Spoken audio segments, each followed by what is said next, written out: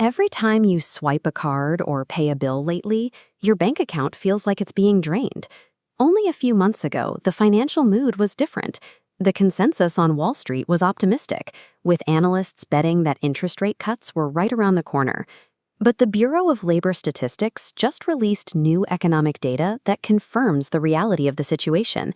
This chart shows U.S. consumer inflation over the last 36 months. In May, the national average spiked to 4.2%, the highest level recorded in 3 years. This 4.2% jump translates to a measurable loss in purchasing power, canceling out recent wage gains and forcing families to tap into their savings just to cover daily living expenses. If the job market is still holding strong and people are working, why is the math failing the American family? To find out where this spike originated, we have to look overseas. The root of this economic shock is international. It begins thousands of miles away in the Middle East, centered heavily around the Strait of Hormuz. Ongoing conflict and geopolitical volatility in this region have bottlenecked the shipping lanes. That disruption creates immediate chaos for the global oil supply chain. Because of foreign shipping bottlenecks, domestic energy costs surged over 23% this year. As a heavily weighted economic component, this fuel increase acts as an anchor in reverse, dragging the national inflation average up to 4.2%.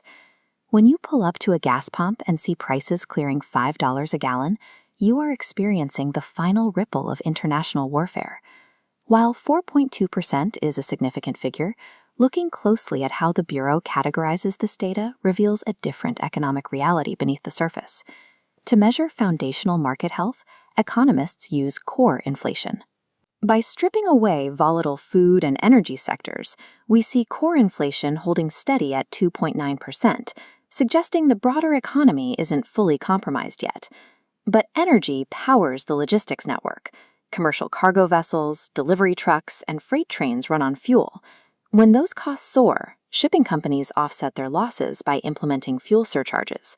Those surcharges aren't contained to the shipping sector. Eventually, localized energy shocks trickle down the supply chain, raising retail prices at the grocery store checkout.